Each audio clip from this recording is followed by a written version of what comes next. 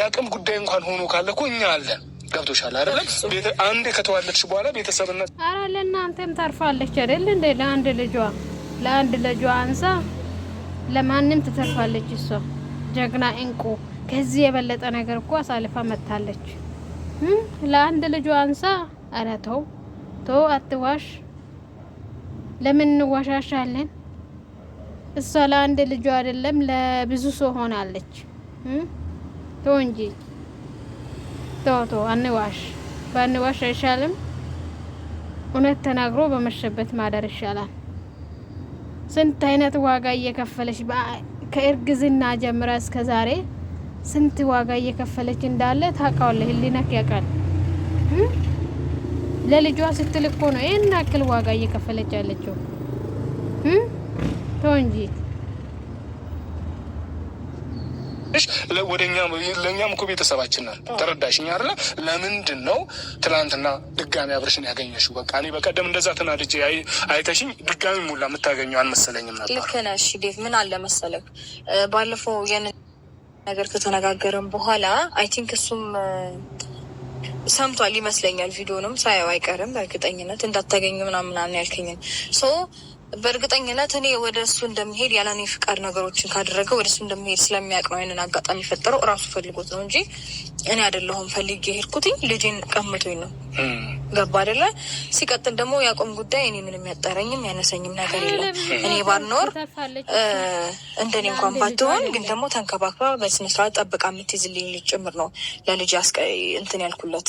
ተንከባከቢ ይብን አለው አይደለም ሌላ ነገር ሊያቅተኝና ሊያንሰኝ ቀርቶ። ገባ አይደለ? ስለዚህ ምንም ያጣሁትም ነገር የለም። ከድሮም ጀምሮ እኔ ብቻዬን ነገሮችን ስጋፈጥ ነው ያለፍኩትኝ። ምንም የሚከብደኝ ነገር የለም። ምንም ያጣሁት ነገር የለም። እስከዛሬ እሱንም ይሄንን አርግ ያንን አርግ ብዬ እስቲ አስቸገረችኝ የሚለውን ነገር ካለው መጥቶ ይናገር። አንድም ቀን እንዲህ አይነት ነገር ውስጥ ገብተንም ጠይቄውም ምንም ብዬው አላውቅም። ራሱ ሲፈልግ የፈለገውን ነገር ለልጁ ያደርጋል ራሱ ሲፈልግ። ነገር ግን በፍጹም እኔ ይሄን ነገር ጎሎኛል በዚህ ነገር አገዘኝ ምናምን ብዬው አላውቅም።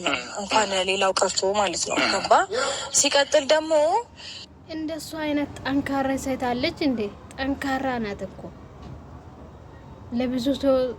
ለብዙ ሴቶች ተምሳሌት የሆነች። አንዳንድ ሰው ቢሆን እዚህ ቦታ ቆሞ አታይም ነበር። እሷ ጠንካራ ጀግና ስለሆነች ነው ቆማ እያየች ያለው። ለልጇ ስትል ነው ይሄን ያክል ዋጋ እየከፈለች ያለችው።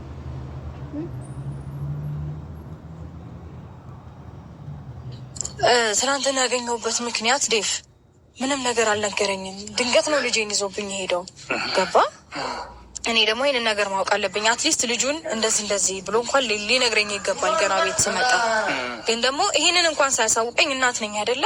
ይህንን ነገር ሳያሳውቀኝ ብድግ አድርጎ ይዞት ምናምን ስደውልለት እንኳን ስልክ አያነሳም። በእርግጠኝነት ስልኩን ሳያው ቀርቶ አይደለም፣ አይቶታል በደንብ። እውነትም ደግሞ እኔ እንዳቅ ፈልጎ ከሆነ ደግሞ ለልጅቷም ነግሯት ንገሪያት፣ ደውይላት ሊያትችል ነበረ። ስልክ የማልጠፋውም ደውሎ ቤት ነኝ ልጁን ልውሰደወይ ምናምን እንደዚህ ቦታ ልንሄድ ነው ቢለኝ ጥሩ ነበር። ማሳወቅ ነበረበት። ምክንያቱም እኔ እናቱ ነኝ እንዴ።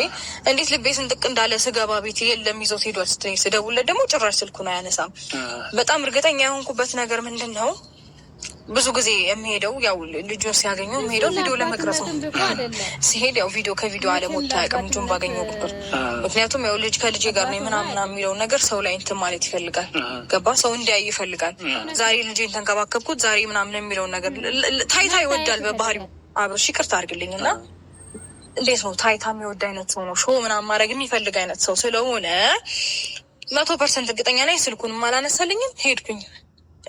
ግምቴ ደግሞ አልተሳሳትም። ልክ ነበርኩኝ። ሲሄድ እዛ ቦታ ነው ያገኘሁት ምናምን። እሺ እንደዚህ የሚቀጥል ከሆነ ከዚህ እሱ የሩታን ልጅ ለመጣ ሴት ሁሉ የሚያስተዋውቁ ምን ሆና እናት አለች አይደለ? ምን አደርግለታል? ለሱ ሴቶቹ ለሱ ምን ያደርግለታል?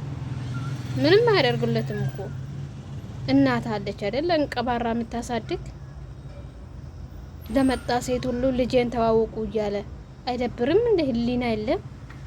አንዳንዴ እኮ ህሊና አለ። ህሊና ይወቅሳል እኮ። እናት ነች እኮ ለመጣ ለሄደ ሁሉ ልጄን ተዋውቁ እያለ አይደብርም እንደ? በጣም ነው የሚያስጠላ።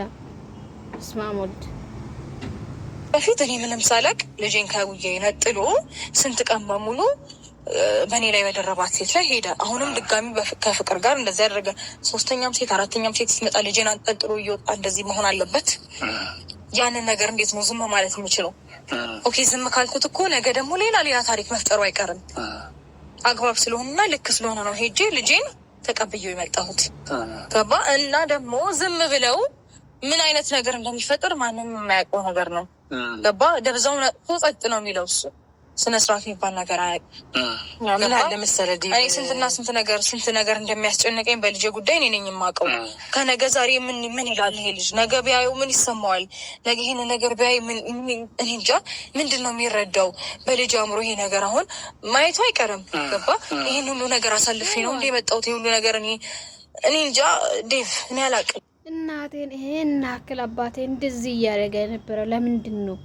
ገና እኔ ከጅምር ተነስቶ ተወልጄ እስካሁን ድረስ አንድ ቀን ለእኔ ፍቅር ሳይሰጠኝ እናቴ አንድ ቀን ሳያንከባከባት ምን ትፈልጋለሽ፣ ምን አማረሽ፣ ምን ላምጣልሽ ሳይላት ሳይጠይቃት ለምንድን ነው ይሄን ያክል እናቴን እንደዚህ እየበደላት የነበረው ብለው ይጠይቃል። ይሄ ቪዲዮ የማይጠፋ ነው። ለልጁ አይምሮ አይጠነቀቅም። ልጅ የወለደ ሰው እኮ ልጅ ወልጅ ያለው ብለው እኮ ይጠነቅቃል። አረ በኢትዮጵያ ምድር እንደዚህ አይነት አባተኛ አይተን ሰምተን አናውቅም። አረ በስመ አብ እግዚአብሔር በጥበቡ ያሳድገው ብቻ። እርጉዞኝ ራሱ ያሳለፍኳቸው ነገሮች ራሱ ሲያይ እንዴ አባቴ ይሄንን ያህል አይፈልገኝም እንዴ የሚለኝ ሁላ ነው ይመስለኝ። ገና ለገና እንደዚህ አይነት ጥያቄ ጠይቀኝ ይሆን? ለምንድን ነው አባቴ እኔ ከተረገዝኩኝ በኋላ እንደዚህ ሆኖ? በጣም ነው የምሳቀቀው። ገና ለገና ልጄ አእምሮ ላይ ምን ይፈጠራል የሚለው ገና የወደፊቱ ያስጨንቀኛል።